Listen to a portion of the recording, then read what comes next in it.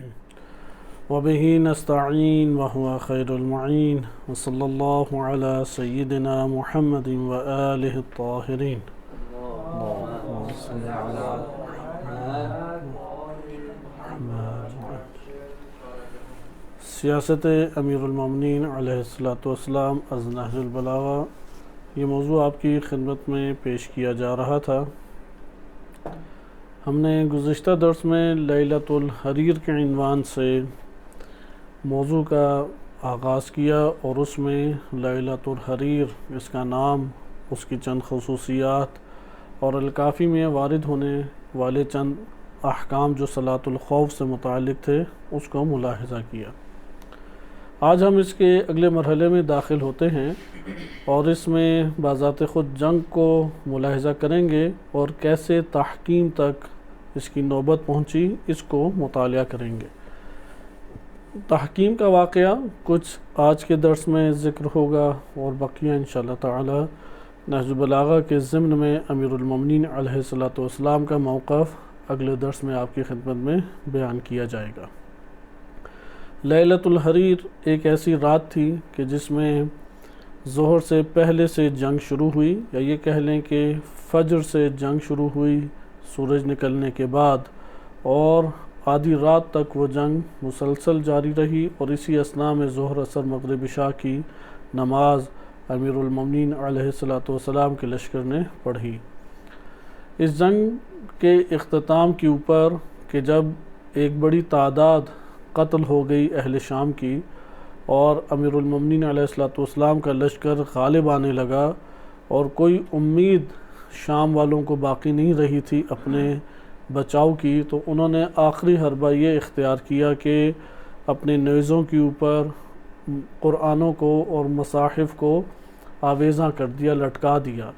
اور مطالبہ کیا کہ اللہ کی کتاب کی طرف آ جاؤ۔ اس بنیاد کے اوپر، کیونکہ یہ آخری حربہ پہلے سے ہی انہوں نے تیار کیا ہوا تھا کہ انشاءاللہ تعالی ہم کسی اور موقع پہ یہ شواہد بھی پڑھیں گے مختلف کتب سے کہ عمرو بن عاص نے یہ پہلے سے ہی، معاویہ بن ابی سفیان اور عمرو بن عاص نے اس پلان کو، اس منصوبے کو سوچا ہوا تھا اور جانتے تھے کہ امام علی علیہ الصلوۃ والسلام کے لشکر میں کس سطح کے افراد ہیں، یعنی دشمن نے امیر المومنین علیہ الصلوۃ والسلام کے لشکر کی تمام خصوصیات اور ان کی شناخت صفات سمیت بہترین طریقے سے کی ہوئی تھی، لہٰذا آخری حربہ ان کے پاس یہی تھا کہ وہ قرآن کو آویزاں کر دیں۔ اس مقام پہ ہمارے پاس تحلیلی طور پہ کئی نکات سامنے آتے ہیں جو آج کے دور میں بھی مکتب تشیع کے لیے بالخصوص اہمیت کے حامل ہیں۔ ہم سب سے پہلے اس جنگ کو تیزی سے تاریخ طبری سے ہی مطالعہ کرتے ہیں، کیونکہ تاریخ طبری قدیمی تاریخ بھی ہے، اہل سنت کے اہم ماخذات میں سے بھی ہے، اور خود تاریخ کے فن کی ایک اہم کتاب شمار ہوتی ہے۔ اگرچہ وقعۃ صفین میں اس کا تفصیل کے ساتھ تذکرہ ہے، لیکن ہم وقعۃ صفین کی طرف اگلے مرحلے میں جائیں گے۔ اس ضمن میں چند دعائیں ہیں جو امام علی علیہ الصلوۃ والسلام نے جنگ صفین کے موقع پہ پڑھیں، ان میں سے بعض کا تذکرہ نہج البلاغہ میں بھی وارد ہوا ہے اور بعض اسی کتب تاریخ میں وارد ہوا ہے۔ میں آپ کی خدمت میں پہلے تاریخ طبری سے تیزی سے ایک خلاصتاً جنگ کی کیفیت کو ذکر کر دیتا ہوں، اور اس کے بعد انشاءاللہ تعالی ہم ایک درمیان میں تحلیلی طرف آئیں گے، کیونکہ امیر المومنین علیہ الصلوۃ والسلام کے جنگ صفین جو مسلسل چند دنوں کے اوپر مشتمل رہی، بالکل فتح کے قریب پہنچ گئے، اور کس طریقے سے امام علی علیہ السلام کے شیعوں کے درمیان شبہ کو قائم کر کے امیر المومنین علیہ الصلوۃ والسلام کی تدبیر کو اپنے ہی افراد نے ناکامی کی طرف لے آئے۔ لہذا یہ اتفاق صرف اس دور میں نہیں ہے، ہر دور میں شیعہ اس حوالے سے ایک ذمہ داری رکھتا ہے، ہر دور میں شبہات کھڑے کیے جاتے ہیں، ہر دور میں افراد وہ چھوٹی چھوٹی چیزوں کے اوپر اپنی جان، مال یا دیگر شبہات کی بنیاد پہ فروخت ہو جاتے ہیں، اپنا دین ایمان فروخت کر بیٹھتے ہیں۔ اور تاریخ ہمارے پاس واضح ہے کہ مالک اشتر جیسی شخصیات اگرچہ شہید ہو جاتی ہیں، اور ان کی شہادت کا جو افراد باعث بنے، وہ باعث بننے والے افراد کے اوصاف بھی تاریخ عیاں کرتی ہے، لیکن ایک ہمیشہ کے لیے لعنت کا مستحق قرار پاتا ہے، کیونکہ اس نے اپنے امام کے ساتھ غداری کی، اس نے اپنے دین کے ساتھ غداری کی، اس نے ان افراد کے ساتھ غداری کی کہ جو امام علیہ السلام کی اطاعت اور معرفت کا حقیقی معنی میں دم بھرنے والے تھے، اور انہی کے دوش کے اوپر امیر المومنین علیہ السلام کی تدبیر کامیابی کی طرف بڑھ رہی تھی۔ خود جنگ نہروان کا انشاءاللہ ہم مطالعہ کریں گے۔ تحکیم میں ایک صورت آئے گی، کیونکہ اب ساری کی ساری گفتگو وہ شیعہ طرف آ جائے گی۔ اس سے پہلے جتنی ہماری گفتگو ہوئی ہے اس میں امت اسلامیہ اور امیر المومنین علیہ السلام کے بالخصوص مخالفین مد نظر تھے، لیکن جب سے یہ تحکیم اور جنگ نہروان کا عنوان بندھے گا اور اس طرح سے شہادت امیر المومنین علیہ السلام تک، اس میں تنقید امیر المومنین علیہ السلام کے کلام کے اوپر اپنے ساتھیوں کے اوپر ہے، مسلسل اپنے ساتھیوں کے اوپر ان کی تنقید ہے۔ مثلا جنگ جمل میں لوگوں نے ساتھ دیا، افراد نکلے، اگرچہ مشکلات کھڑی کی گئی امام علی علیہ السلام کی طرف سے، لیکن بالآخر وہ شبہات ختم ہو گئے، زائل ہو گئے۔ جنگ صفین میں فضا بنائی گئی، لیکن لوگ آگے بڑھ گئے، بدریون نے، انصار نے، اور بڑی ایک تعداد امت اسلامیہ کی ہے جنہوں نے امیر المومنین علیہ السلام کا ساتھ دیا۔ لہذا امام علیہ السلام کا لشکر عابدین، صالحین اور اس طرح کی شخصیات سے پہچانا جاتا تھا، لیکن جب یہ تحکیم کی صورت یعنی اختتام جنگ صفین کی بات آتی ہے، اختتام جنگ صفین سے لے کے شہادت امیر المومنین علیہ السلام تک مسلسل امام کے گلے شکوے ہیں۔ کن سے گلے شکوے ہیں؟ اپنوں سے گلے شکوے ہیں، اپنوں نے راہ تنگ کی۔ یہاں پہ ہمارے اسلامی مفکرین نے ایک بڑا خوبصورت موضوع کھولا ہے کہ کیا اسباب بنے کہ یہ جنگجو عابد صالح افراد، یہ جنگجو امام علی علیہ السلام ہی کے خلاف ہو گئے، آخر وہ کیا چیز سبب بن گئی؟ لہذا یہ اسباب کا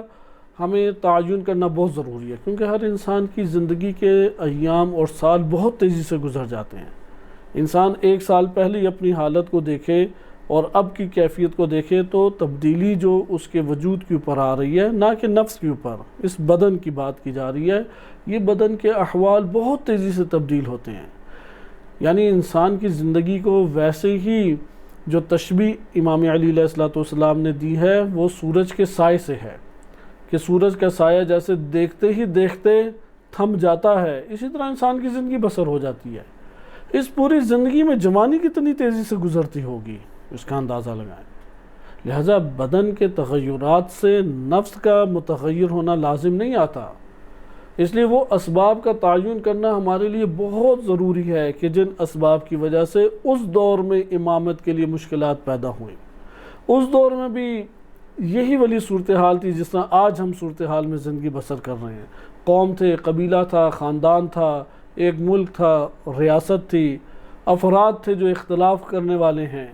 مختلف طرح کے بہانے لانے والے ہیں، مختلف طرح کے اور دیگر اسباب ہمارے سامنے آتے ہیں۔ اس دور میں امیر المومنین علیہ السلام کس چیز کی طرف ابھارتے تھے اور کیا لوگوں کے اندر اجاگر ہوئے اور کس طرح سے بعض اسباب کا وہ شکار ہوئے، کہ یہ تفصیل انشاءاللہ تعالی آگے درس میں آپ کی خدمت میں آئے گی۔ ہم جنگ کی صورتحال کو آگے تیزی سے لے کے چلتے ہیں کہ جمعرات کے دن امام علی علیہ السلام نے نماز فجر اندھیرے میں پڑھائی، یعنی نماز فجر کا جیسے ہی وقت ہو گیا تو امام علی علیہ السلام نے پڑھا دی نماز، وإلا تھوڑے سے وقفے کے ساتھ نماز کو پڑھایا جاتا تھا۔ تو ذکر کیا ہے تاریخ تبری سے میں آپ کی خدمت میں پڑھ رہا ہوں، یہ ترجمہ بھی ایک متعصب اہل سنت کا ہے۔ تاریخ تبری جلد سوم حصہ دوم ہے، کہ جلد 3 ہے لیکن اس کا جز جو ہے، کیونکہ یہ جلد 3 2 حصوں پر مشتمل ہے، تو پہلا حصہ حضرت عثمان سے وابستہ ہے، دوسرا حصہ امیر المومنین علیہ السلام سے وابستہ ہے۔ تو اس کا صفحہ نمبر 208 ہے کہ رشتہ داروں کی باہمی جنگ ہوئی اور امام علیہ السلام وہ خیمے سے باہر تشریف لاتے اور مورچہ بندی کرتے رہے، اور صبح تک یہ لشکر کو پوری مورچہ بندی کر دی۔ یعنی یہ جو اب جنگ شروع ہونی ہے، یعنی بدھ والے دن جو رات اب گزری ہے، جسے آپ شب جمعرات بھی کہہ سکتے ہیں، امام علی علیہ الصلوۃ والسلام پوری رات مورچہ بندی کرتے رہے، افراد کو مقرر کرتے رہے، دستوں کو ترتیب دیتے رہے، صبح جلد نماز پڑھائی، یعنی صبح کا وقت داخل ہونے کے بعد امام علی علیہ الصلوۃ والسلام نے اندھیرے میں ہی نماز پڑھائی، اور نماز پڑھانے کے بعد لشکروں کو روانہ اس ترتیب کے مطابق کرنا شروع کر دیا، اور اللہ سبحانہ و تعالیٰ کی بارگاہ میں دعا فرمائی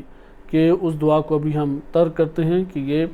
دیگر کتب میں بھی وارد ہوئی ہے۔ جمعرات کا جب اب اجالا نکلا صبح کا وقت، تو اس وقت امام علی علیہ الصلوۃ والسلام کی طرف سے آتے لشکر کو دیکھ کے شامیوں نے بھی صفیں باندھی، روبرو ہو گئے، اور ایک طرف میمنہ کے اوپر عبداللہ بن بدیل، ان کو امام علی علیہ الصلوۃ والسلام نے مقرر کیا، اور میسرہ کے اوپر حضرت عبداللہ ابن عباس کو امیر مقرر کیا۔ حضرت عمار یاسر، قیس بن سعد اور عبداللہ بن بدیل اور دیگر افراد اپنے اپنے مراکز پہ جھنڈوں کے نیچے تھے۔ تفصیل پہلے گزر چکی ہے کہ کس طرح سے جنگ پرانے دور میں ہوا کرتی تھی، کہ مختلف لشکر اور دستے بنائے جاتے تھے، گھوڑوں کے دستے الگ ہیں، پیادہ دستے الگ ہیں، پھر علاقائی طور پہ ایک تقسیم کی جاتی تھی، یہ مدینے سے آئے ہوئے افراد ہیں، مکہ سے آئے افراد ہیں، بصرہ سے یہ افراد ہیں، پھر قبیلوں کو بڑے بڑے قبیلے وہ اس تقسیم کے تحت مزید تقسیم ہو جاتے، کہ مثلا ایک بصری شاخ ہے اور ایک کوفی شاخ ہے،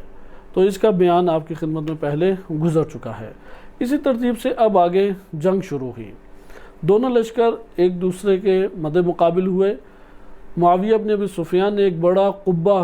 بنایا تھا ایک ٹیلے کے اوپر، جس پہ پردے لٹکے ہوئے تھے، اور وہاں سے ساری چیزوں کا وہ مشاہدہ کیا کرتا،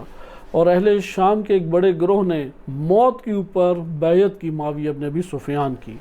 اور دمشق کے سواروں کو حکم دیا کہ تمام لشکر کے چاروں طرف وہ پھیل جائیں۔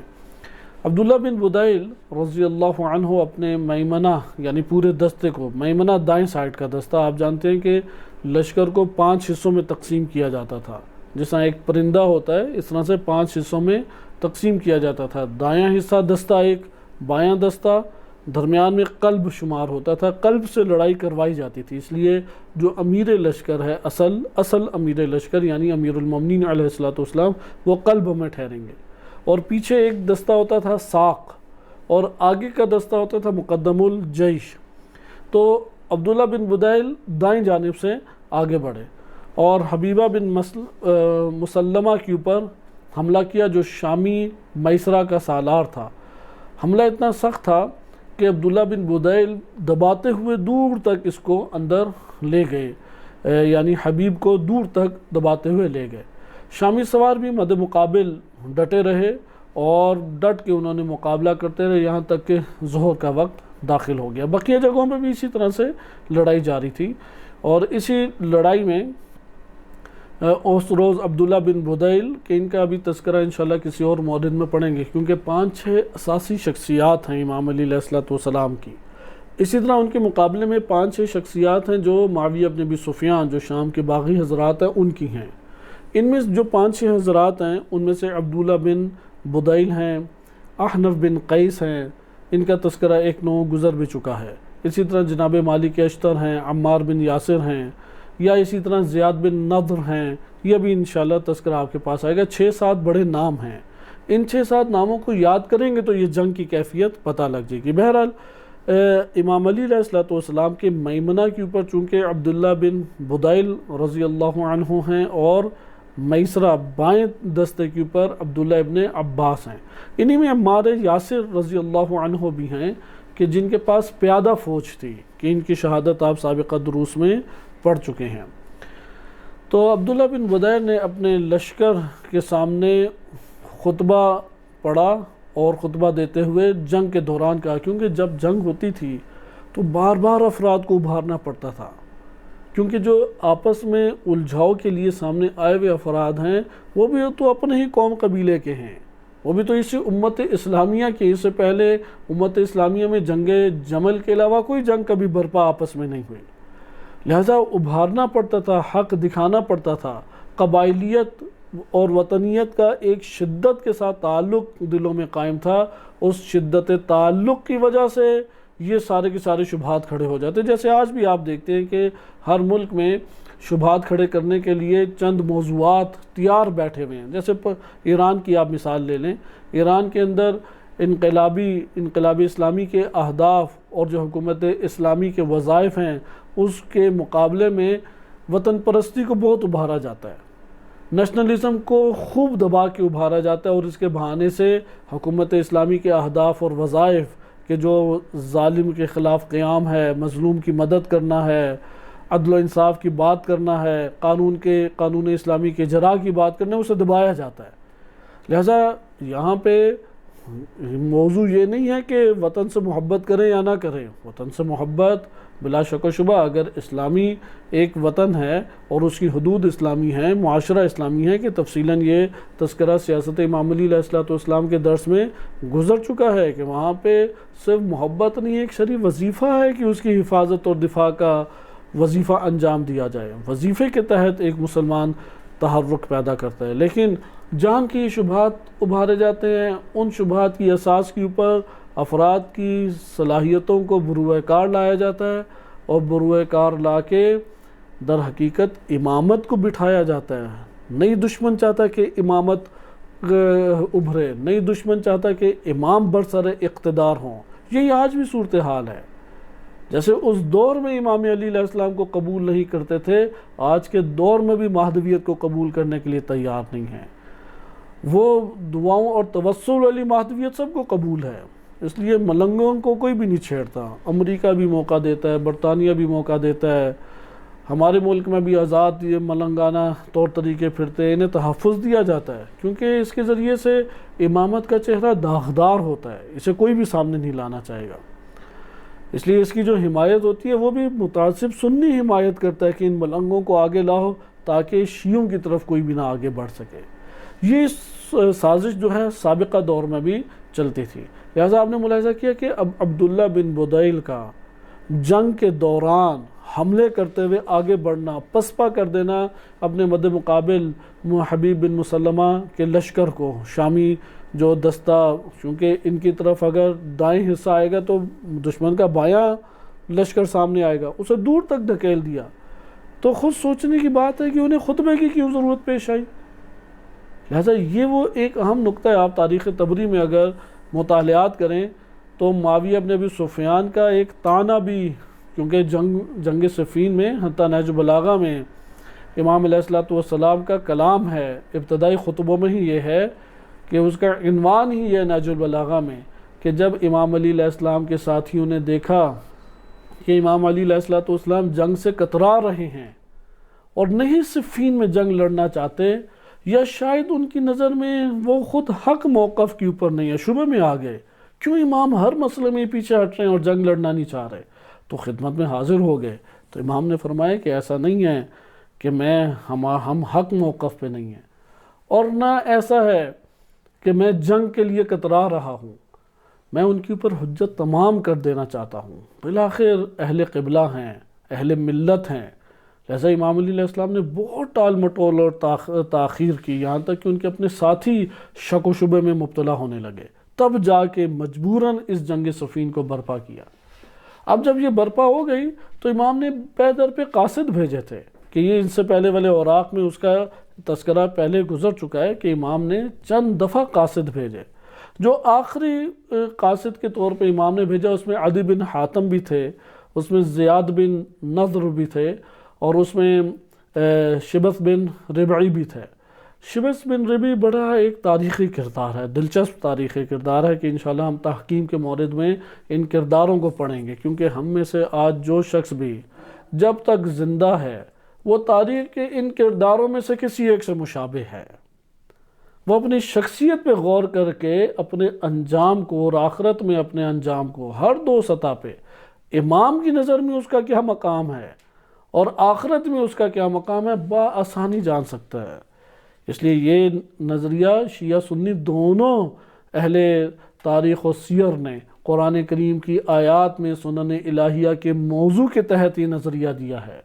کہ تاریخ آئینہ ہے، تاریخ کو داستانوں کی صورت میں مت پڑھو۔ گزشتہ جو زمانے میں لوگ گزرے ہیں وہ ہم سے زیادہ لذات سے آشنا تھے، ہم سے زیادہ وسیع زندگی بسر کرتے تھے، ہم سے زیادہ مضبوطی کے ساتھ زندگی کی لذتوں اور نعمتوں سے لطف اندوز ہوتے تھے۔ لہٰذا تاریخ آئینہ ہے، ہر وہ فرد جو اس وقت کرۂ ارض کے اوپر زندہ ہے وہ تاریخ کے کرداروں کو آئینہ بنا کے اپنے آپ اور اپنے وجود کے اندر کا مقایسہ کر سکتا ہے کہ وہ کیا ہے، اور وہی اس کا انجام ہے، اور وہی امام علیہ السلام، امام عصر علیہ السلام کے سامنے اس کا مقام ہے۔ اس لیے اس اینگل سے ان واقعات، تاریخی واقعات کو ملاحظہ کریں۔ بالفاظ دیگر پیشکش ہر ایک کو آئے۔ جناب عباس بن علی، حضرت ابو الفضل العباس علیہ السلام کو جیسے امان نامہ آیا کہ آ جاؤ، تم تو ہمارے اپنے رشتہ دار ہو، کہاں حسین ابن علی کی راہ میں قتل ہونا چاہتے ہو، انہوں نے کون سا تختہ الٹ دینا ہے، انہوں نے کون سا اس ملک اور ریاست کے اندر انقلاب برپا کر لینا ہے، سارے یہ شہید ہو جائیں گے۔ یہ امان نامے سب کے لیے حاضر ہیں۔ کون امان ناموں کے اوپر لبیک کہہ کے راہ حسینی کو ترک کرتا ہے، اور کون امان ناموں کو والسلام کہہ کے خدا حافظ کہہ دیتا ہے۔ اس امتحان میں ہر بندہ وہ گرفتار ہے، ہر فرد وہ گرفتار ہے۔ اس لیے انسان کے باطن کی حالت ماضی کے آئینے میں ماضی کے افراد کی طرح یکساں ہیں، تبدیل نہیں ہوگی۔ جو جتنی زیرکی چلائے یا جو جتنا بھی ایک ایسے بے عقل اور بے شعور بن جائے، ہر صفت کو لے کے تاریخ میں اس کا آئینہ موجود ہے، اس کی شخصیت تاریخ میں موجود ہے، اور تبدیلی کا موقع بھی انسان کے پاس بھرپور ہے۔ لہٰذا یہ تاریخ قرآن کریم نے اسی عنوان سے ذکر کی۔ اس لیے معاویہ بن ابی سفیان کے پاس جب یہ وفد گیا تو انہوں نے پہلے جا کے نصیحت کی، خدا کا خوف دلایا، ڈرایا، امام علی علیہ السلام کے وہ فضائل پڑھے جن سے فضیلت آشکار طور پر امت اسلامیہ پہ سب کے سامنے آ جاتی ہے۔ تو معاویہ نے ایک بات کی، وہ جو بات کی وہ آج کل کے بہت سارے افراد ہیں ان کے وجود کی بات ہے۔ معاویہ نے کہا اس جنگ میں مجھے تو لگتا ہے تم واضح و نصیحت کرنے آئے ہو، تم جنگ کے اندر معاہدہ کرنے آئے یا واضح و نصیحت کرنے آئے ہو؟ تو اس نے کہا کہ ہم لوگ تو ہیں، ہادی ہیں، ہادی کی جانب سے، ہدایت دینے والے کی جانب سے بھیجے گئے ہیں، تو ہمارا اول وظیفہ ہے کہ تمہیں ہدایت دیں۔ اگر ہدایت یافتہ نہیں ہوتے تو پھر آؤ یہ معاہدہ کریں، تمہاری راہ جدا ہے اور ہماری راہ جدا ہے۔ ایک ہی جگہ کے اوپر دو موقف، ایک ہی سرزمین، ایک ہی امت، ایک ہی ملک، ایک ہی ریاست، ایک ہی حکومت، اس میں دو موقف، ایک کی راہ جدا دوسرے کی راہ جدا، اور موقف بھی سیاسی تھے۔ موقف بیرونی دشمن کے اعتبار سے نہیں ہے، وہ تو سب کا ایک ہی موقف کہ ابھی آپ پڑھیں گے کہ جب انہوں نے قرآن اٹھائے تو کیا بات کی، انہوں نے کہا کہ مسلمانوں آپس میں لڑو گے تو کون ہے تم میں سے کہ جو اس طرح سے قتل و غارت کا نشانہ بن کے روم اور فارس کے لوگوں کو اپنا نوالا بنا دے، یہ تو روم والے آ کے تمہارے اوپر چڑھ دوڑیں گے۔ لہٰذا سب کو فوراً بیرونی دشمن یاد آ جاتا ہے جب اس سیاسی موقف میں امامت کی بات آتی ہے۔ لہٰذا یہ جس طرح سے وفد گیا کہ پہلے وہ ہادی ہے، پہلے وہ اللہ کا پیغام پہنچانے والا ہے، اپنے امام کی ترجمانی کرنے والا ہے، اپنے امام کے موقف کو پیش کرنے والا ہے، اس کے بعد آؤ آپس میں راہ جدا کرنے کی بات آئے تو ہم موقف میں دلیل کے ساتھ بات کرتے ہیں۔ لیکن مد مقابل جو ہے، جب ایک ایسا مد مقابل فرد ہو یا ایسا مد مقابل گروہ ہو کہ جو عقل و دانش کو نہیں سمجھتا، جو قرآن اور روایات اور احادیث کی زبان اور ہدایت کو نہیں سمجھتا اور نہیں قبول بھی کرتا دل سے، لسانی طور پہ کہتے ہیں کہ بس اقرار کی دنیا کافی ہے، تم نے کس کس سے عمل کرانا ہے، تم ہی بیٹھے ہو کہ سارے عمل خود کرنے ہیں۔ لہٰذا یہ معاویہ بن ابی سفیان کی زبان تھی۔ ادھر بھی آپ نے دیکھا عبداللہ بن بدیل، وہ آئے، وہ دور تک انہوں نے دھکیل دیا، دور تک دھکیلنے کے بعد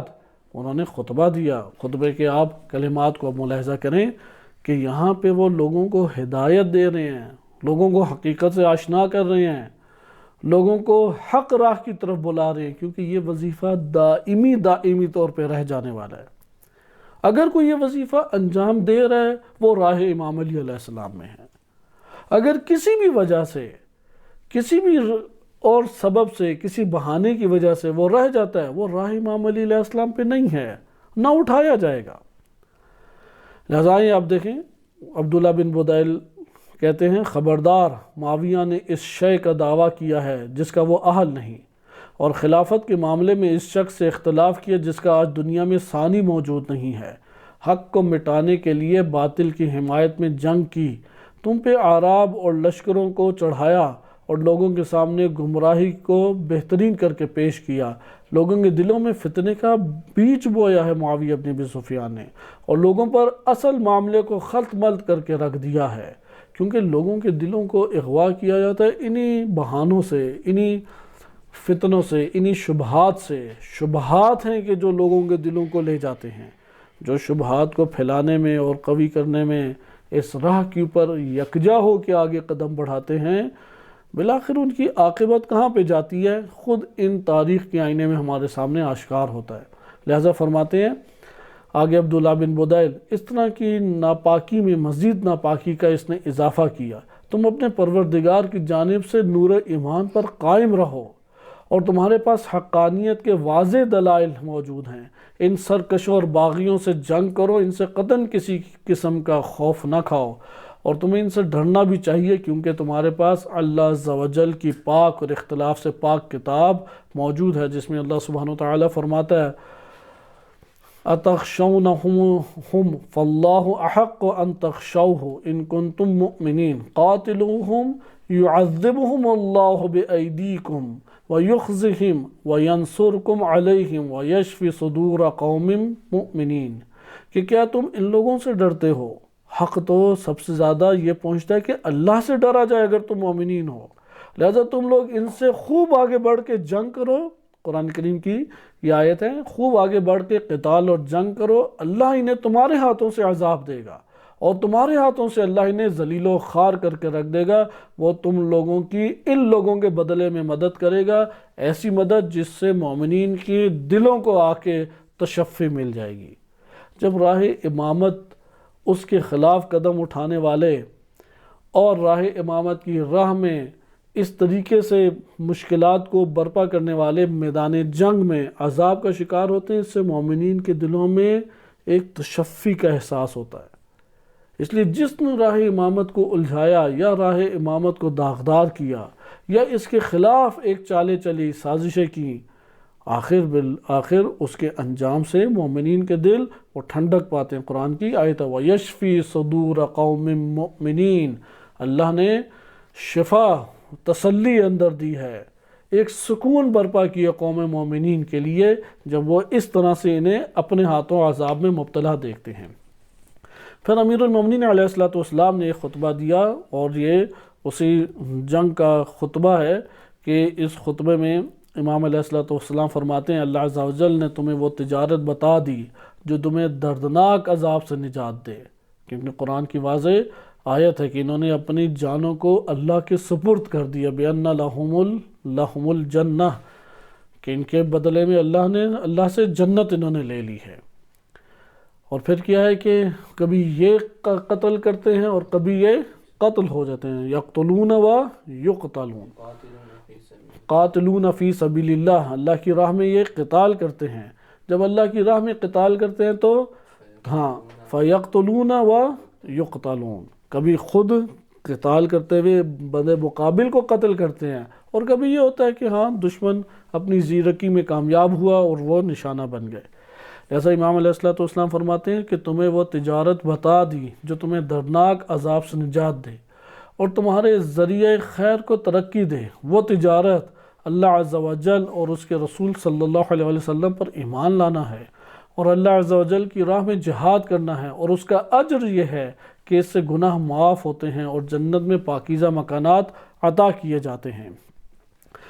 اللہ نے تمہیں یہ بات بھی بتا دی کہ وہ ان لوگوں کو محبوب رکھتا ہے جو اس کی راہ میں ایسی صفیں بنا کے لڑتے ہیں جیسے سیسا پلائی ہوئی دیوار ہو۔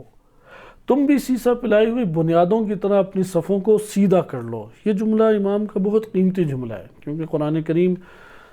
سورہ صف کی آیات کا ایک کی طرف اشارہ ہے، لیکن امام علیہ السلام کیا فرما رہے ہیں اپنے ساتھیوں کو؟ تمہارا وجود سیسا پلائی ہوئی دیوار ہونا چاہیے۔ کیا مطلب سیسا پلائی ہوئی دیوار؟ کوئی شبہ تمہارے دل کو آ کے اس کا شکار نہ کر دے، شبہ کی تاریکیاں اور فتنے کی تاریکیاں نہ گھیر لے۔ کوئی خوف آ کے تمہیں نہ گھیر لے. اگر کوئی خوف آ کے گھیر لے، یہ ذہن نشین رکھنا چاہیے، اگر خوف راہ امامت کے اوپر چلنے سے مانع بن جائے، انسان منافق ہے. باہر منافق کوئی تلاش نہ کریں، اپنے نفس میں جھانک کے دیکھیں. اگر خوف آ کے مانع بن جاتا ہے راہ امامت میں، تو یہ سمجھ لے کہ یہ نفاق کے اوپر پہنچا ہوا ہے. اور اگر خوف کا شکار ہوتا ہے لیکن خوف مانع نہیں بنتا، یہ راہ امام کا راہی ہے. اس لیے امام فرماتے ہیں کہ سیسا پلائی ہوئی دیوار بنو اپنے وجود میں، یعنی استقامت دکھاؤ. تمہارا بدن کٹ جائے عیب نہیں ہے، لیکن تمہارے اندر لغزش قدموں میں نہیں آنی چاہیے، تمہارے افکار میں لغزش نہیں آنی چاہیے، تمہارے دلوں میں لغزش نہیں آنی چاہیے. لہذا سیسا پلائی ہوئی دیوار اپنے وجود میں بناؤ. نیزوں کو آگے کرو، دانتوں کو دبا لو، کیونکہ وہ کھوپڑیوں کو اتارنے میں مددگار ہوتے ہیں. نیزوں کے پھلوں کو تیز کر لو، کیونکہ اس طرح وہ چلنے میں تیز ہو جاتے ہیں. نگاہیں نیچی رکھو، کیونکہ اس سے ہمت بنتی ہے اور دلوں کو اطمینان رہتا ہے. آوازیں بند رکھو اور چیخو چلاؤ نہیں، کیونکہ یہ چیزیں دوسروں کو ہٹانے میں مددگار ثابت ہوتی ہیں اور اس سے وقار قائم رہتا ہے. اپنے جھنڈوں کا خیال رکھو، نہ تو سب کے سب جھنڈوں کی جانب مائل ہو اور نہ انہیں گرنے دو، اور بہادروں کے علاوہ کسی کے ہاتھ میں جھنڈا نہ دو. شجاع لوگوں کے ہاتھ میں ہونا چاہیے، کیونکہ حقائق کے نزول کے وقت شکست کو روکنے والے اور صبر کرنے والے وہی لوگ ہوتے ہیں کہ جو جھنڈوں کی حفاظت کرتے ہیں اور ان کے ارد گرد رہتے ہیں، جھنڈوں کو بچاتے ہیں اور ان کے آگے اور پیچھے سے ہونے والے حملوں کو روکتے ہیں اور اسے گرنے نہیں دیتے. وہ شخص بہت ہی بہتر ہے جس نے اس کے گرد جنگ کی ہو. اللہ تم پر رحمت نازل کرے، یعنی جھنڈے کے گرد جنگ کی ہو، کیونکہ جھنڈے علامت تھے فتح کے. فرد کا میدان میں حاضر رہنا، قائم رہنا، ہر طرح کا محاذ، یہ تو ایک جنگی محاذ ہے. ممکن ہے محاذ تبلیغ کا ہو، ممکن ہے محاذ تدریس کا ہو، ممکن ہے محاذ مدیریت کا ہو. ہر محاذ میں دشمن کے مقابلے میں ڈٹ کے رہنا، یہ جھنڈا قائم کرنے کے مترادف ہے. لہذا استقامت کے ساتھ ڈٹ کے وہ رہے.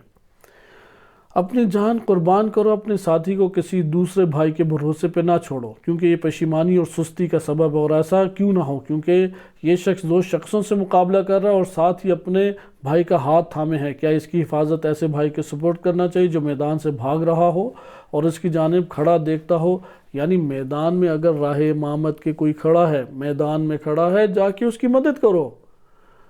اور مدد کرنے کے لیے ایک دوسرے کا ہاتھ تھامو. وہ بندہ تو آپ کے مددگار نہیں ہے جو فرار کر رہا ہے. یعنی خوف زدہ، فراری، سہما ہوا، شبہات کا شکار، وہ آپ کا ساتھی نہیں ہے. لیکن اگر ساتھی نہیں ملتے تو اس کا یہ مطلب نہیں ہے کہ آپ فرار کر جاؤ. ڈٹے رہو، وہاں پہ قائم رہو اپنے میدان میں، کیونکہ اس فرار سے 1000 گنا بہتر عزت کے ساتھ اللہ سبحانہ وتعالیٰ کے سپرد اپنی جانوں کو کر دینا ہے، عزت کے ساتھ. کیونکہ بالآخر موت نے چند دنوں کے بعد سب کا خاتمہ کرنا ہے. ایک عزت کی راہ کے اوپر خدا سے لقاء کی منزل پہ فائز ہوا، اور ایک فرار کر کے، شبہ کا شکار ہو کے، اپنے وجود کے اندر کئی طرح کے امراض کا شکار ہو کے، ہر دو کی صورت سامنے آ جائے گی. زندگی اس زمین کے اوپر کسی کی ہمیشگی کے ساتھ اور دوام کے ساتھ نہیں ہے. لہذا امام فرماتے ہیں کہ اللہ کی ناراضگی کو مت مول لو، کیونکہ اللہ تمہیں اللہ ہی کے پاس جانا ہے. اللہ عز و جل نے ایک شخص کا قول نقل کیا جو اس نے اپنی قوم سے کہا تھا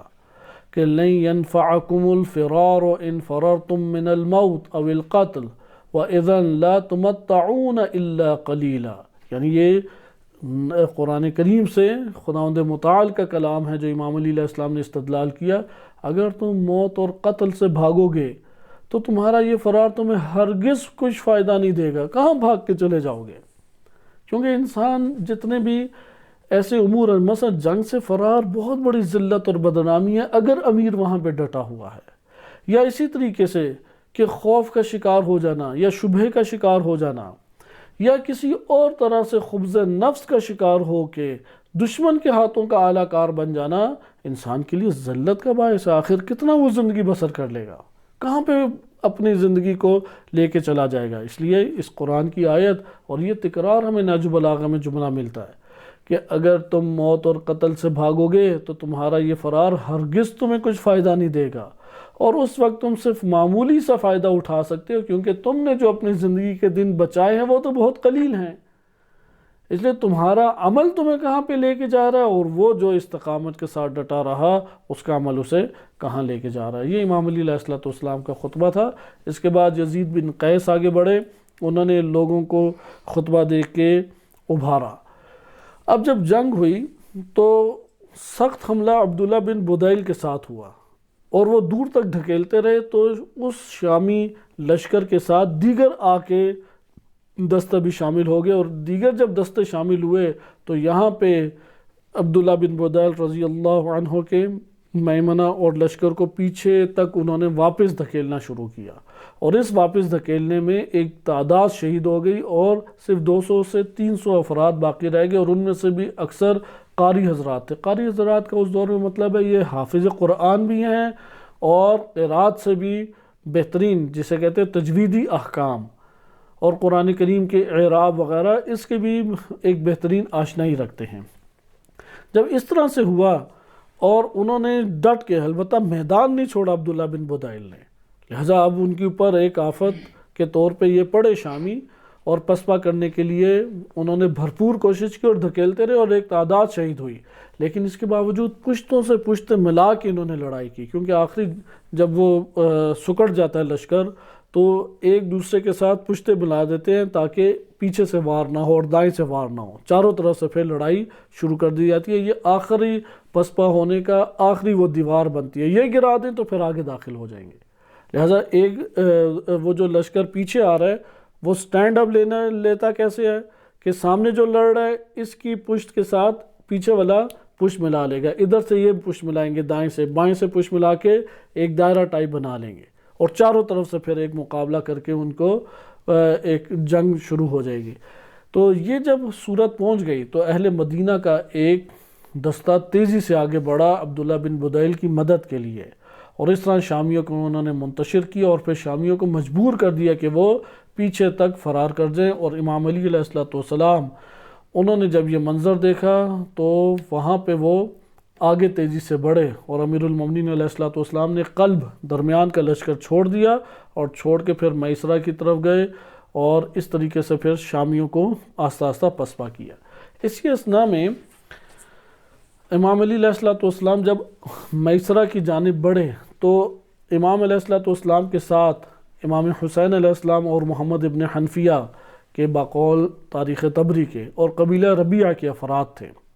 اور تیزی سے ان کے گرد سے آنکھوں یہ گردن کے پاس سے اور سر کے اوپر سے تیروں کی ایک برسات جاری تھی۔ تو اس میں آگے بڑھنے میں یہ مشکل محسوس کر رہے تھے جو امام علی علیہ السلام کے ساتھ تھے، تو امیر المومنین علیہ السلام نے وہاں پر ہی آگے قدم بڑھائے۔ نہج بلاغہ میں بھی اس کا بیان ایک حد تک وارد ہوا ہے، کیونکہ محمد ابن حنفیہ رضی اللہ عنہ کو سپہ سالار امام علی علیہ السلام نے بنایا، تو امام نے فرمایا کہ جاؤ آگے بڑھ کے تم حملے کرو۔ اب وہ جو تیروں کی بچھاڑ سامنے آ رہی ہے کہ سروں کے اوپر سے اور دائیں بائیں سے گزر رہی ہے، تو وہ تھوڑا سا ہچکچا رہے تھے، تو امام علیہ السلام نے ان کی پشت پہ تلوار کا دستہ مارتے ہوئے کہا کہ یہ تیری ماں کا اثر ہے، اور پھر ان کو نصیحت کی اور بتایا کہ جنگ کے اندر کیسے تم وارد ہو، اور پھر محمد بن حنفیہ رضی اللہ عنہ تیزی سے جنگ کے اندر وارد ہو کے بے خطر آگے تک بڑھ گئے۔ تو اسی طریقے سے یہاں پہ تذکرہ ہے کہ امام علیہ السلام کو یہ جانیں بچانے کا فعل وہ برا لگا۔ امام علیہ السلام آپ مسلسل دیکھ رہے ہیں کہ امام حاضر اگر ہو جائے تو پھر جانیں اپنی سامنے پیش کر دینی چاہیے، اور اگر امام حاضر نہ ہوں یعنی ظاہر امام ظاہر اگر ہوں تو جانیں حتماً و حتماً خدا کے سپرد، نہیں خدا کے سپرد کرے گا تو پھر اس کے کئی القاب لگتے ہیں، ایک لقب نہیں۔ لیکن اگر امام ظاہر نہیں ہیں تو معرفت آ کے انسان کو بتاتی ہے کہ تم اپنی جان ہتھیلی کے اوپر رکھ دو، اور راہ امامت سے جو عہد و پیمان باندھا ہے اسے حتماً و حتماً نبھاؤ، کیونکہ بالآخر اللہ سبحانہ و تعالی رب ہے، رازق وہی ذات ہے، وہی محافظ ہے حقیقی معنی میں انسان کا۔ آگے بڑھ کے دیکھیں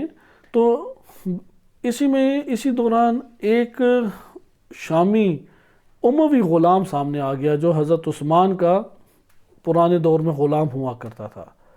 امام علی علیہ السلام نے جب اسے دیکھ لیا تو امام علیہ السلام تیزی سے آگے بڑھے کہ اسے قتل کریں۔ جب وہ آگے تیزی سے بڑھے تو اسی اثناء میں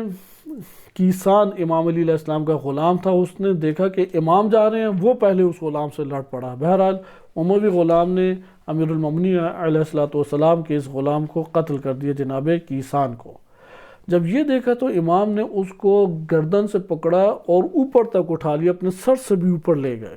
اور سر سے اوپر سے لے کے نیچے جا کے پٹخا، اور جب پٹخا تو آگے بڑھ کے جناب محمد بن حنفیہ اور امام حسین علیہ السلام نے اسے واصل جہنم کیا، اور اس کے زمین پہ مارنے سے اس کی کمر اور بازو کی ہڈیاں وہ ٹوٹ کے رہ گئیں۔ تو یہ ایک بیان تاریخ طبری میں وارد ہوا ہے۔ تاریخ طبری میں ایک تحریفی واقعہ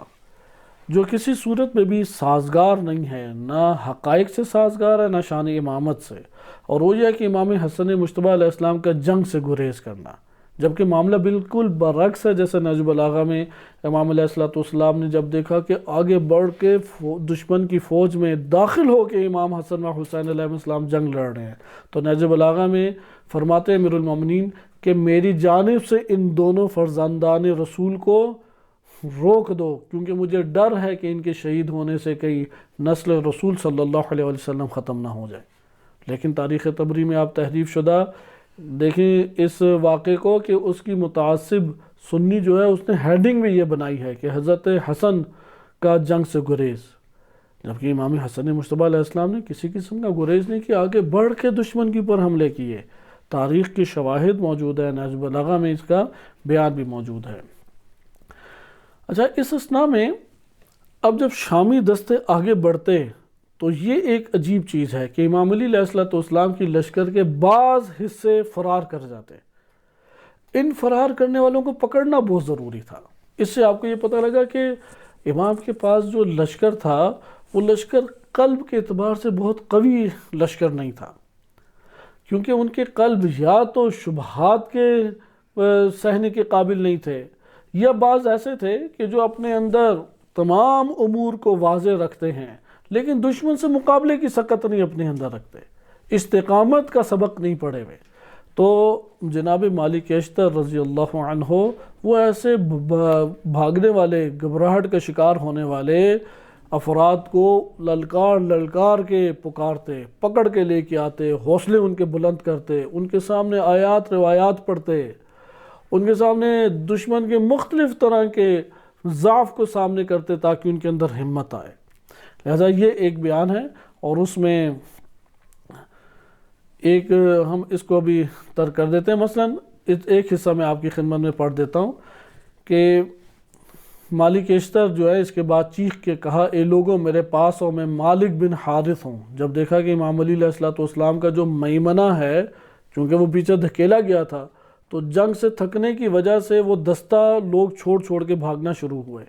جب بھاگنا شروع ہوئے تو یہاں پر مالک اشتر نے چیخ چیخ کے کہا، دیکھو میں مالک بن حارث ہوں۔ جناب مالک اشتر کا ایک تو قد لمبا تھا اور چوڑے جسم کے مالک تھے، اور داڑھی ان کی بھری ہوئی نہیں تھی، ہلکی چہرے کے اوپر داڑھی تھی۔ اسی لیے یہ عرض کیا گیا ہے کہ اگر آپ حلیہ پڑھیں کتب میں تو شہید کوفہ میں مالک اشتر کے نام سے جس شخصیت کو بنایا گیا وہ حلیہ امیر المومنین علیہ السلام کا حلیہ ہے۔ چونکہ وہ فلم ساز امام علی علیہ السلام کے نام پہ نہیں بنا سکتا تھا، اس لیے اس نے جو امام علی علیہ السلام کا حلیہ ہے وہ مالک اشتر کے عنوان سے وہ حلیہ بنایا۔ چونکہ امام علی علیہ السلام کالا امامہ پہنتے تھے، داڑھی ان کی پھیلی ہوئی تھی، آنکھیں ان کی بڑی تھیں، اور اگر چہرے کے اوپر مسکراہٹ نہ ہوتی تو کوئی زیادہ دیر تک روب کی وجہ سے نہ دیکھ سکتا تھا اور نہ بات کرنے کی ہمت رکھتا تھا۔ قوت کی وجہ سے کندھے قدرے جھکے ہوئے تھے، اور بعض جگہوں پہ آیا کہ ہلکا سا پیٹ قوت کی وجہ سے باہر تھا۔ جب چلتے تھے جنگ کے لیے تو ایسی چال چلتے تھے کہ دشمن کی پر روب پڑ جاتا تھا، اور مونچھیں ان کی بہت کاٹتے تھے، مونچھوں کو کاٹتے تھے، بہت ہی باریک مونچھیں ان کی تھی، اور دانت ان کے سفید اور روشن دانت تھے۔ چہرہ ان کا کھلا ہوا نبی صلی اللہ علیہ وسلم سے مشابہ تھا۔ بعض تحریف شدہ جو باتیں ہیں شیعہ سنی کتب میں، اس کے مطابق انہوں نے سیاہ چہرہ امیر المومنین اور چھوٹا قد بنایا، جو کہ درست نہیں ہے۔ اس کے اوپر ایک تفصیلی ہم پڑھ چکے ہیں سابقہ دروس میں، حلیہ مبارک امیر المومنین علیہ السلام کے یہ ہمارے چینل کے اوپر درس موجود ہے، اس میں تمام کے تمام یہ خلیہ مبارک کے عنوان سے واضح کیا گیا ہے۔ تو یہاں پہ بھی مالک اشتر چونکہ انہوں نے اپنا چہرہ چھپایا ہوا تھا، ان کی داڑھی ہلکی تھی مالک اشتر رضی اللہ عنہ کی، اور آنکھ ان کی ایک آنکھ نہیں تھی، وہ گوشت کے ملنے کی وجہ سے ہر ٹائم پھٹ پھڑاتی رہتی تھی، چونکہ ان کی جو آنکھ ہے وہ غالباً جو جنگ قادسیہ ہے ایران کے خلاف یا روم کے خلاف خلیفہ دوم کے دور میں مسلمان لشکر میں جب تھے تو وہ دشمن کے مقابلے میں لڑتے ہوئے ضائع ہو گئی تھی۔ تو اشتر کہتے ہیں، شطر کہتے ہیں آنکھ کا پھٹ پھڑانا، مسلسل پھڑ پھڑائے جانا، تو اس وجہ سے ان کا نام اشتر پڑ گیا، لیکن مالک کے نام سے لوگ نہیں جانتے تھے، اس لیے انہوں نے پھر فوراً آواز دی کہ میں اشتر ہوں، تم لوگ کہاں بھاگے جا رہے ہو، میں تمہارے درمیان ہوں، امیر المومنین علیہ السلام تمہارے درمیان ہے، کس سے تم لوگ گھبرا رہے ہو، کوئی بھی ہم میں سے آگے پیچھے نہیں ہے، اس لیے جب امیر اندر ہے تو تم لوگوں کو بھاگنے کا کوئی تصور نہیں ہونا چاہیے۔ لہٰذا وہ واپس آ گئے، اور اس طرح سے وہ دن سخت ترین جنگ کا گزرا۔ اسی جنگ میں ایک اور واقعہ، جو جھنڈا بردار علم بردار تھے ان کا بے دردی سے قتل عام ہوتا رہا، کیونکہ جھنڈے گرانا مقصود ہوتا تھا، ایک جھنڈا گرتا دوسرا پکڑ لیتا، دوسرا گرتا تو تیسرا جو آ کے جھنڈے کو تھام لیتا۔ لہٰذا یہاں پہ امیر المومنین علیہ السلام ان کے بھی کئی افراد ہیں کہ جن کے جو شہید ہو گئے، اس حوالے سے ایک گرتا دوسرا آ کے تھامتا، دوسرا شہید ہوتا، تیسرا آ کے اس جھنڈے کو تھام لیتا، اور اسی طرح سے معاویہ ابن ابی سفیان کی طرف بھی ہے۔ بہرحال یہ جنگ آگے چلتی رہی، اور جناب مالک اشتر ہیں وہ میمنہ کی طرف امام علی علیہ السلام کی، جس میں عبداللہ بن بدیل تھے، اس لشکر میں منتقل ہوئے، اسے ہمت دی، قوت دی،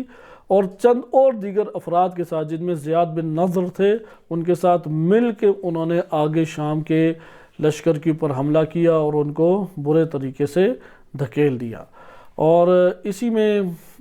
ظاہراً زیاد بن نضر جو ہیں وہ شہید بھی ہو جاتے ہیں۔ جناب مالک اشتر کی شجاعت، اس حوالے سے شجاعت کے حوالے سے یہاں پہ ایک خصوصی بیان وارد ہوا ہے، اور اس میں جناب مالک اشتر بھی بار بار لوگوں کو یہ کہتے ہوئے ابھارتے تھے کہ اپنے دانت اور کچلیوں کو دبا لو اور اپنی کھوپڑیوں سے دشمن کا استقبال کرو، اور اس قوم کے مقابلے میں شدید ترین ایک بند بن جاؤ جو باپ دادوں اور بھائیوں کے بندوں کا بدلہ لینے آئی ہے، تم ان دشمنوں کے گلے گھونٹ دو جنہوں نے موت کو اپنی جانوں کا وطن بنا لیا ہے، اور وہ میدان چھوڑنے میں سبقت نہ کریں اور دنیا میں ذلیل و خوار نہ ہو۔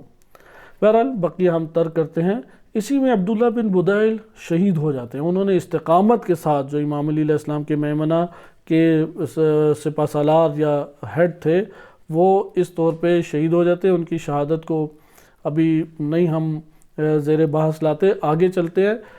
یہاں تک کہ پھر اسی طرح جنگ ہوتی رہی۔ جناب عمار بن یاسر اور جناب ہاشم بن عتبہ رضی اللہ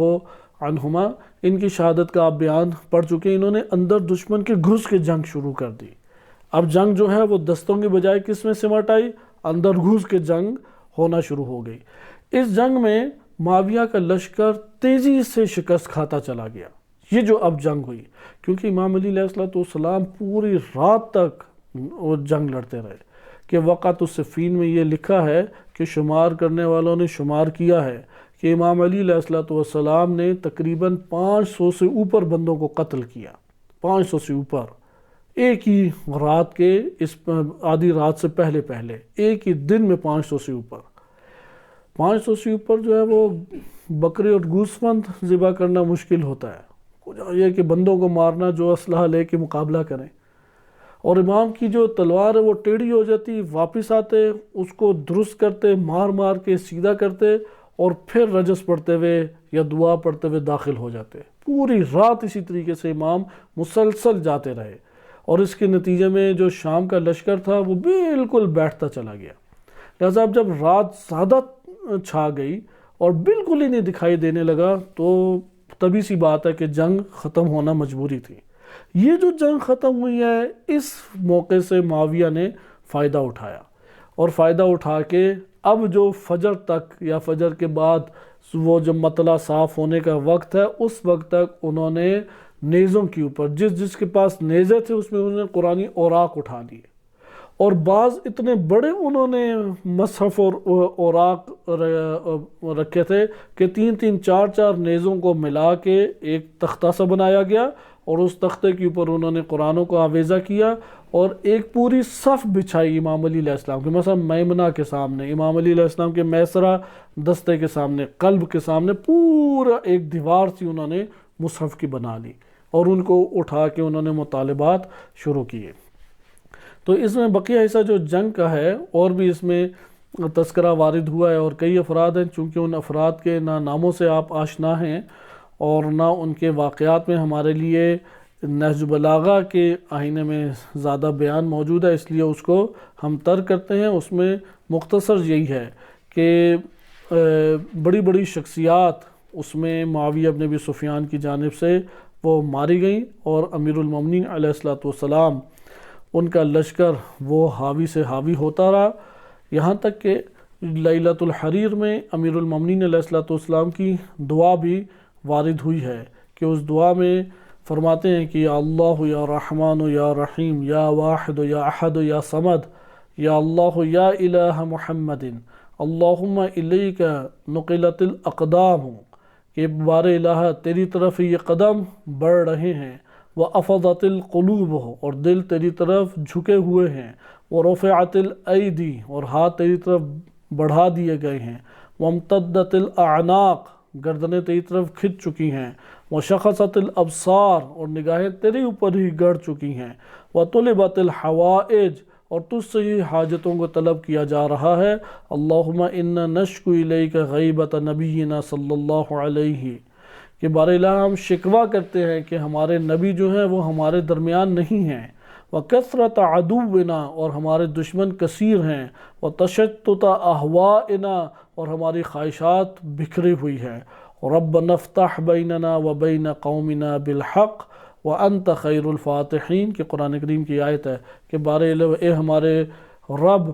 ہمارے درمیان اور ہماری اس قوم کے درمیان حق کے ساتھ تو راہ کو کھول دے، فیصلہ کر دے، اور تو بہترین راہوں کو کھولنے والا، فیصلہ کرنے والا ہے۔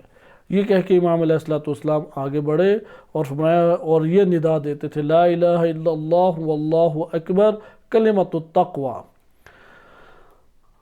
یہاں تک کہ امام علیہ السلام وہ آگے بڑھتے اور ان کی تلوار ٹیڑھی ہو جاتی تو یہ فرمایا کرتے تھے، جب ان کی تلوار ٹیڑھی ہو جاتی اور دوبارہ اسے تیز کرنا ہوتا تھا تو اس طرح سے یہ جملات کہتے ہوئے تیز فرما رہے ہوتے تھے، معذرتاً الی اللہ عز وجل و الیکم من ھذا، کہ میں اللہ کی بارگاہ میں اور تم لوگوں کی سامنے معذرت خواہ ہوں کہ یہ جو میں آگے بڑھ بڑھ کے حملے کر رہا ہوں، من ھذا لقد ھممت ان اثقلہ، کہ میں نے یہ ارادہ کیا ہے کہ میں اس تلوار کو، کہ جس کے لیے نبی صلی اللہ علیہ وسلم نے فرمایا تھا اور میں نے خود ان کے زبان مبارک سے سنا، لا سیف الا ذو الفقار ولا فتح الا علی وانا اقاتل بہ دونہ، کہ میں امام علی علیہ السلام فرماتے ہیں کہ میں نبی صلی اللہ علیہ وسلم کے ماتحت لڑا کرتا تھا، اور وہ یہ فرماتے تھے، آج بھی اسی تلوار کو لے کے آگے بڑھے اور تلوار کو پھر سیدھا کیا کرتے تھے، اور کہتے تھے کہ میں ان کے خون سے یا گردنوں کے اوپر چلا کے اس کو تیز کرنا چاہتا ہوں۔ تو یہ بہرحال رات تھم گئی۔ اب جب وہ صبح کا اجالا ہوا تو وقعۃ الصفین میں یہ بات بیان آئی ہے کہ اس میں تمیم بن حضریم کہتے ہیں لما اصبحنا من لیلۃ الحریر، لیلۃ الحریر جب چھٹ گئی، صبح ہوئی، نظرنا جب ہم نے دیکھا، فَإِذَا أَشْبَاهُ الرَّایَاتِ أَمَامَ صَفِّ أَهْلِ الشام، کہ اہل شام کی صف میں جھنڈے اٹھے ہوئے ہیں، جھنڈوں کی مانند بلند ہیں، وسط الفیلق من حیال موقف معاویہ، معاویہ جہاں پہ ٹھہرا ہوا تھا اس کے سامنے، معاویہ کا جہاں پڑاؤ تھا اس کے سامنے یوں انہوں نے صف باندھ لی، اور صف باندھتے ہوئے انہوں نے جھنڈے نما بڑے بڑے اٹھائے ہوئے تھے۔ وَلَمَّا أَسْفَرْنَا، جب ہم نے صبح کا اجالا ہوا اور دیکھنے دید میں آنکھوں کے سامنے آیا تو دیکھا یہ جھنڈے نہیں ہیں، اِذَا هِيَ الْمَصَاحِفُ، یہ تو قرآن کریم کے اوراق ہیں، قَدْ رُبِطَتْ عَلَىٰ أَطْرَافِ الرِّمَاحِ، انہوں نے نیزوں کی سائیڈوں کے اوپر انہیں باندھا ہوا ہے۔ وہی عظام مصاحف العسکر، کہ بڑے بڑے ادھر کے جو عسکر اس جگہ کے مصحف تھے بڑے بڑے، اس کی کتابیں ہوئی تھی، وہ اٹھائے ہوئے ہیں، اور انہوں نے تین تین ملا کے نیزوں کے اوپر باندھے ہوئے تھے۔ اور اس کے علاوہ انہوں نے جو مسجد اعظم، غالباً مسجد اعظم سے مراد خانہ کعبہ ہے، اس کا بھی مصحف لے کے آئے ہوئے تھے، اور اس کو 10 بندوں نے پکڑ کے اٹھایا ہوا تھا اپنے نیزوں کے اوپر۔ اور بیان کرتے ہیں کہ غالباً طبری نے بھی یہ ذکر کیا ہے کہ استقبلوا علیاً بمئۃ مصحف، امیر المومنین علیہ السلام کے پاس 100 بندے مصحف لے کے سامنے کھڑے ہو گئے۔ ووضعوا فی کل مجنبۃ، اور ہر لشکر جو ٹولے تھے، ہر ٹولہ جو ہے وہ مصحفن، مئۃ مصحفن، 200 مصحف کو انہوں نے قرآن کریم کے اوراق کو بلند کیا ہوا ہے، اور تمام کو ملائیں تو تقریباً 500 کے قریب یا 500 سے زائد انہوں نے قرآن اٹھا لیے۔ یہ جب صورتحال بنی تو یہاں پہ امیر المومنین علیہ السلام، اب یہ جب انہوں نے اٹھائے تو اٹھا کے کیا کہا، اس جگہ پہ وارد ہوا ہے کہ انہوں نے اس طرح سے شور مچانا شروع کیا کہ یا معشر العرب، اے گروہ عرب، اللہ فی نسائکم و بناتکم، کوئی اللہ کا خوف کو اپنے خواتین اور اپنے بچوں کے بارے میں، یعنی اس طرح سے اگر قتل و غارت ہوئے تو عرب تو گئے۔ فمن للروم والاتراک واہل فارس غدن، کل کو اگر یہ ہوا تو پھر تم بتاؤ، تم میں سے یہ تو اطراف کے دشمن حملہ کر دیں گے، اتراک ہیں، روم ہیں اور ایرانی ہیں، یہ حملہ کر کے تم میں سے کون ہے کہ جو اپنے بچے کھچے بچوں اور خواتین کو ان کے حوالے کرنا چاہتا ہے؟ اذا فنیتم اللہ فنیتم، اگر تم فنا ہو گئے تو یہ دشمن آ کے حملہ آور ہو جائے گا۔ اللہ فی دینکم، اپنے دین میں اللہ کا خوف کھو۔ ھذا کتاب اللہ بیننا و بینکم، یہ اللہ کی کتاب ہمارے اور تمہارے درمیان ہے۔ امیر المومنین علیہ السلام نے جب یہ باتیں سنی تو فوراً ارشاد فرمایا اللہم انک تعلم، بار الہ تو جانتا ہے، انہم مل کتاب یریدون، کہ یہ لوگ اصلاً کتاب نہیں چاہتے، فاحکم بیننا و بینہم، ہمارے اور ان کے درمیان میں تو فیصلہ فرما، انک انت الحکم الحق المبین، تو ہی حقیقی حق مبین کے ساتھ فیصلہ کرنے والا ہے، یعنی تیرا فیصلہ حق بھی ہے اور آشکار بھی ہے۔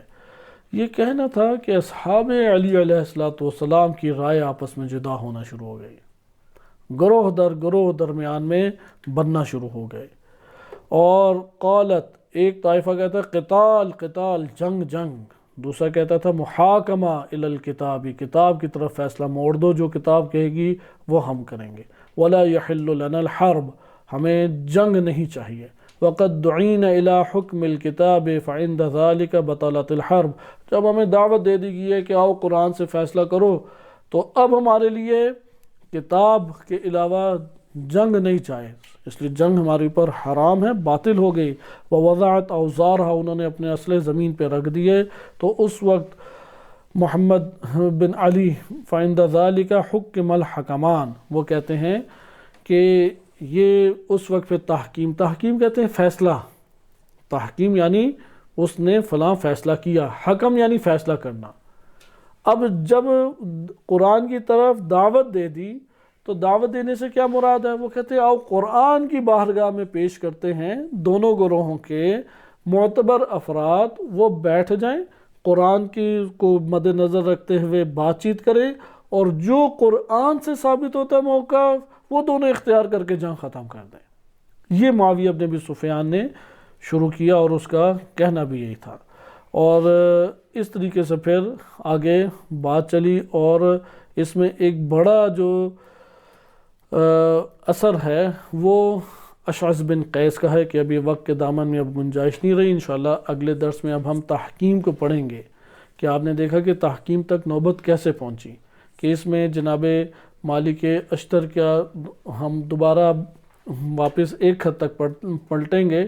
کہ جب تحکیم کے لیے شور شرابہ شروع ہوا تو وہ دن بھی تو جنگ کا ہی تھا، کیونکہ انہوں نے نیزے اٹھائے ہوئے ہیں اور کچھ دستے لڑ رہے ہیں، 500 کے قریب انہوں نے اٹھا لیے مصحف۔ اب ادھر سے دستہ امیر المومنین کی طرف سے نہیں جا رہا، تو وہاں پہ جو مالک اشتر رضی اللہ عنہ، یا وہ جو کہہ رہے تھے قتال قتال، جنگ جنگ، امیر المومنین علیہ السلام کا بھی یہی موقف تھا، تو وہ تو آگے تک جنگ لڑ رہے ہیں۔ اب جنگ اور امام علی علیہ السلام کے خیمے میں فاصلہ تھا، یعنی ایسا نہیں ہے، چند کلومیٹر کا آپ سمجھ لیں فاصلہ تھا۔ تو ان جو شیعہ تھے انہوں نے گھیر لیا امام علی علیہ السلام کا پورا خیمہ۔ تبری میں یہ واقعہ وارد ہوا، میں اگلے اب درس میں آپ کی خدمت میں تبری صحیح سے پڑھوں گا، تو وہاں پہ آپ کے لیے آشکار ہوگی صورت کہ امام نے جنگ صبح ہونے کے بعد جاری رکھی، اور مالک اشتر رضی اللہ عنہ کے ساتھ جو تھے دستے، وہ آگے بڑھ کے جنگ لڑ رہے ہیں، اور معاویہ ابن ابی سفیان کا جہاں پہ پڑاؤ تھا اس کے آگے پوری صف بندی ہوئی ہے، اور کچھ نے امام علی علیہ السلام کے سامنے مصحف پیش کر دیا کہ ایک دستہ آہستہ آہستہ آگے کیا۔ اب یہاں پہ مالک اشتر کی اور بقیہ جو افراد تھے اسی طرح ان کی شدید خواہش تھی کہ بس معاویہ ابن ابی سفیان کا سر اڑا دیا جائے، اور معاویہ ابن سفیان نے بھی مقابلہ نہیں کرنا تھا۔ صورت یہ تھی کہ ہم پچھلے درس میں بھی پڑھ چکے ہیں کہ مصحف جنہوں نے، قرآن کریم کو جنہوں نے کھڑا کیا، اپنے ہاتھ ان کے ساتھ رکھے ہوئے تھے اور قدم پیچھے، کہ جیسے ہی ان کو توڑ کے مالک اشتر آگے آتے ہیں تو انہوں نے پیچھے سے دوڑ لگا دینی ہے۔ لیکن مالک اشتر اور ان کے دستوں نے بھی اس چیز کو بھانپ لیا ہوا تھا، اس لیے انہوں نے موقع نہیں فرار کا دینا تھا۔ تو یہ وہ مورد ایسا آ گیا کہ جب مالک اشتر آگے سے آگے بڑھ رہے ہیں اور چند کلومیٹر آگے جنگ جاری ہے، چونکہ جنگ جہاں پہ بھی ہو رہی ہے بالآخر اتنے قریب نہیں تھے کہ دونوں کے خیمے، جہاں موقع معاویہ ابن ابی سفیان ٹھہرا ہوا ہے اور جہاں امیر المومنین علیہ السلام قلب کی ساری رہنمائی کر رہے ہیں، چند کلومیٹر کا فاصلہ آ جاتا ہے، یا اچھا خاصا ایک فاصلہ تھا۔ تو امام علی علیہ السلام کے ساتھیوں نے پورا کا پورا ان کا محاصرہ کر لیا اور تلواریں نکال کے خیمے کے اوپر رکھ دیں کہ اگر آپ اشتر کو واپس نہیں بلاتے تو پھر جو ہم نے سابقہ خلیفہ کا حال کیا وہی حال آپ کا کریں گے۔ تبری کے الفاظ ہیں کہ وہی حال کریں گے جو سابقہ خلیفہ کا، عثمان بن عفان کا حال ہوا ہے۔ تو اشتر کے لیے پھر ایک نمائندہ گئے، تو اشتر نے کہا کہ اس حالت میں تو میں نہیں آ سکتا، ان سے کہو کہ مجھے اتنی سی دیر دے دو کہ جس کو تم شمار کر سکو، اور پھر میں مثلا نماز تک مجھے موقع دے دو، میں فوراً پھر واپس آتا ہوں، اتنی سی مہلت دے دو، فیصلہ ہو جائے گا، اور قرآن بھی نہیں گرتے، تو مجھے موقع دو تو قرآن بھی نہیں گریں گے۔ انہوں نے کہا قرآن گرے نہ گرے، انہوں نے تو دعوت دے دی نا قرآن کی، قرآن کے اوپر فیصلہ ہو۔ لہٰذا انہوں نے امام علی علیہ السلام کے آگے بڑھ کے خیمے کے اندر تلواریں ڈالنے لگ گئے کہ اشتر سے کہو کہ اگر اتنی تم نے تھوڑی سی بھی جو تاخیر مانگ رہے ہو اس میں یہ قرآن کا فیصلے کے تم خلاف پھر قدم اٹھاؤ گے۔ جب ایک امت کے گروہ جو ہے وہ قرآن کو حکم بنا کے فیصلے کی جگہ بنا کے لے آیا ہے تو کیوں تم اسے نہیں فیصلے کے طور پہ مانتے؟ اس لیے فوراً واپس آؤ، ورنہ ہم اس خلیفہ کی گردن اڑا دیں گے، یعنی امام علی علیہ السلام کی، یعنی فوج ہی امام علی علیہ السلام کے خلاف ہو گئی۔ یہ وہ مورد تھا کہ اس جگہ پہ امام نے فرمایا کہ اچھا کیا چاہتے ہو تم؟ انہوں نے کہا کہ ہم قرآن کے روح کے اوپر فیصلہ چاہتے ہیں، ایک ان کی طرف سے نمائندہ آئے، ایک ہماری طرف سے نمائندہ جائے، اور ہم قرآن کو مد نظر رکھتے ہوئے قرآن کے اوپر فیصلہ کریں گے۔ تو امام کسی صورت میں بھی نہیں مان رہے تھے، بالآخر مجبوراً، کہ اب ہم یہ کل اگلے درس میں اس حصے کو پڑھیں گے کہ تحکیم میں کیا ہوا اور کون افراد اس میں آگے آگے تھے۔ مثلا امام نے یہ خطبہ دیا، اشعث بن قیس کھڑا ہو گیا۔ یہ اشعث بن قیس، اس کی شخصیت کو مطالعہ کرنا بہت ضروری ہے، ایک حصہ ہم پڑھ چکے ہیں، لیکن تحکیم کے باب میں اب ہم پڑھیں گے کہ کس طریقے سے نفاق کا وہ شکار ہوا، کس طریقے سے راہ امامت میں اس نے مشکلات کھڑی کی، اور کس طریقے سے ورغلایا اور خوارج کے گروہ کو اس نے تشکیل دیا۔ تو اس میں امام علیہ السلام نے فرمایا کہ تم لوگ آخر کیا چاہتے ہو، کیا کرنا چاہتے ہو؟ مجبوراً امام نے فرمایا کہ اچھا اگر یہی چاہتے ہو تو ہماری طرف سے جو فیصلے کے لیے جائے گا قرآن کے سامنے، قرآن کو مد نظر رکھتے ہوئے، تو وہ عبداللہ ابن عباس ہوں گے۔ تو لوگوں نے کہا کہ یہ تو بنی ہاشم کا ہی تم بھیج رہے، امام علی علیہ السلام کو فرمایا، کہا یا اے امیر المومنین آپ بھیجیں ایسے فرد کو جو آپ جیسا نہیں ہے اور آپ کے قبیلے سے نہیں ہے، وہ تو آپ ہی کی بات کریں گے، عبداللہ ابن عباس قرآن کی بات نہیں کریں گے۔ تو امام نے فرمایا کہ پھر اشتر کو بھیجیں. انہوں نے کہا اشتر کو بھیجیں، وہ تو ویسی جنگ کی آگ بھڑکانا چاہ رہا ہے، اشتر کو تو نہیں ہم جانے دیں گے. تو کہا کہ کس کو تم بھیجنا چاہتے ہو؟ کہا ابو موسیٰ اشعری کو. ابو موسیٰ اشعری کے لیے پھر چند دن انتظار کیا کہ وہ تشریف لائیں، اور پھر ابو موسیٰ اشعری صاحب نے جو وہاں پہ دکھائے اپنے جوہر، اس کو انشاءاللہ تعالی اگلے درس میں ملاحظہ کریں گے. صلی اللہ علیہ سیدنا محمد وآلہ طاہرین.